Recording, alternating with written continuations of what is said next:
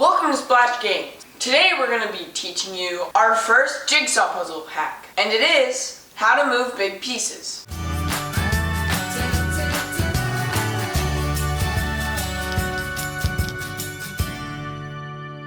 What this helps with is when you make a really big section of the puzzle outside of it, this will help you figure out how to put it inside without breaking it.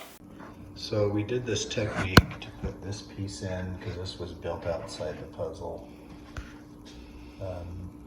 This piece in right here and a little piece here.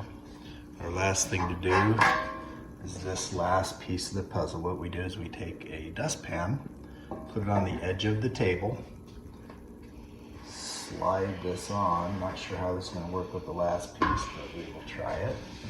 We put this right in there like that, all the way down.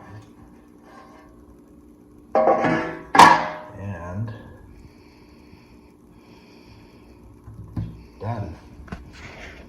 And that's how you move big pieces of a jigsaw puzzle.